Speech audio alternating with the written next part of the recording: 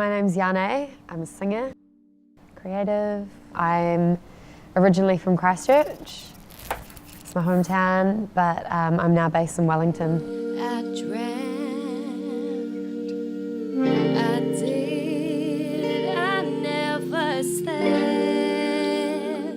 I've been singing since I could talk pretty much. So before I could even talk, I was singing in the back seat, and it's always been my passion. There's never really been anything else that's pulled me quite as much as singing has. Some of my influences would be my family, past lovers, I guess, love interests, my friends. I guess just fuzzy ideas and analogies that I have in my mind. I've kind of dabbled in a few different genres and stuff like that. I feel like I've come full circle with the kind of style that I'm doing now, which feels like the most comfortable for me, which was a lot of what I was influenced by growing up. I drowned, I did, but my heart just kept on.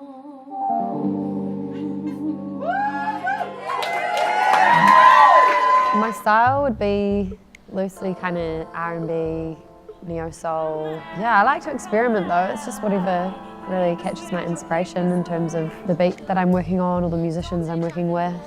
Quite open to try everything, and especially being a singer, you kind of have it all in here to just free reign, which is the fun thing, I guess.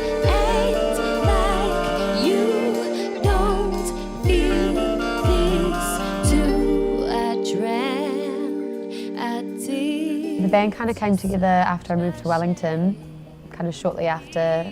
One of my best mates from Christchurch, her partner, is a pretty known guitar player down there, and he was keen to do something a bit more experimental than what he was working on, and he knew a few other people, and I jammed with the drummer, and kind of all just came together. We all just put the word out there that we were keen to kind of work on some original tracks, and we all have quite a shared vision and a good way of communicating with each other, so we're all somehow miraculously on the same level, which works really well, and you never really know until you try, so we're stoked with where we're at.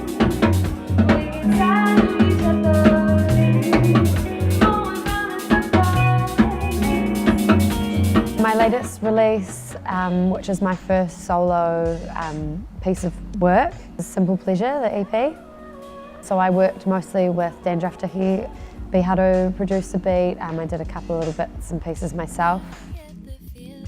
The name Simple Pleasure came from the two sides of it, I guess, and that there are the simple pleasures that you live for every day, and then you've got the darker side of simple pleasure, which can get you into a lot of trouble and maybe don't make things so simple anymore, but which I quite liked, the idea of tying it into the cover art. Had some pretty amazing response with the release of the EP. A lot of support from local radio stations, and yeah, just lots of people in general supporting it and really enjoying the music genuinely. One of the main things is connecting with people with the music. Know that your music is relating to people on some sort of level. For me, it really is the simple things, just being able to work with incredible creatives and musicians is really what rewards me. For me, that's going to be sustainable, is creating these connections that for a lifetime you can work with these people. Don't act like you don't feel this too.